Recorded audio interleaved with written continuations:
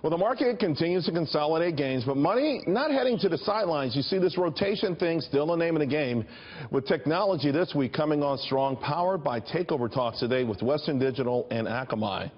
Home builders and associated industries also got off to a very good start today because of that new home sales report that saw median home prices surge more than 11% month to month. But the hottest stocks in today's market were metals, specifically steel. U.S. steel surging almost 6%, Olympic steel almost 5%. This on a report in FT that suggests that the Trump administration is very close to leveling an import freeze combined with higher tariffs on steel imports.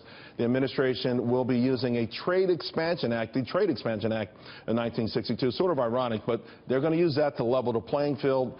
President Trump and Wilbur Ross believe that Section 232 gives them a wide authority and also wide breadth to act based on national security. In fact, a couple of lines I looked at it that stand out. One says, President Show further recognized the close relationship of the economic welfare of the nation to our national security.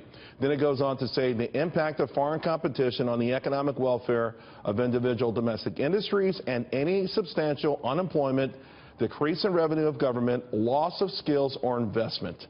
President Trump shall recognize the close relation of the economic welfare of the nation to our national security. Now, the impact of foreign competition on the economic welfare of individual domestic industries and any substantial unemployment, decrease of revenues, government loss or skills. The bottom line, this has Wall Street very nervous. They're screaming about a trade war. But you know what they're doing on Main Street? They're cheering President Trump, another promise kept. Here to discuss, Wall Street Journal's U.S. news editor, Glenn Hall. Glenn, who's right here? Are we on the verge of a trade war that's going to derail our economy, or is this President Trump standing up for the little guy?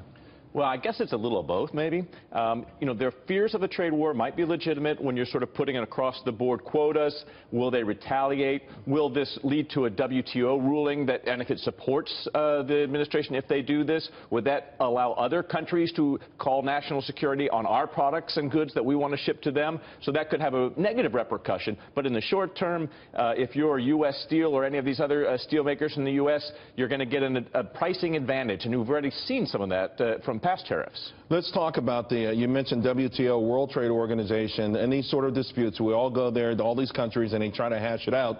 I went through the list the last couple of days, and we have these disputes, they hash it out, and then the same thing happens again. And then we have a dispute, they hash it out, and the same thing happens again.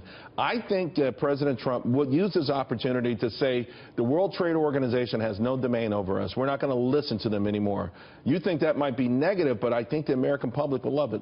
I think for the populist side that really appealed to, that Donald Trump really appealed to, absolutely, right? And you got, Obama administration was always working through the WTO. The Trump administration says, we're going to do things our way, because America first, right? And that has been a very popular message with his base. The question, though, is what would the negative repercussions be, and how quickly would they be felt if others retaliated and invoked national security to block U.S. products? Are you worried?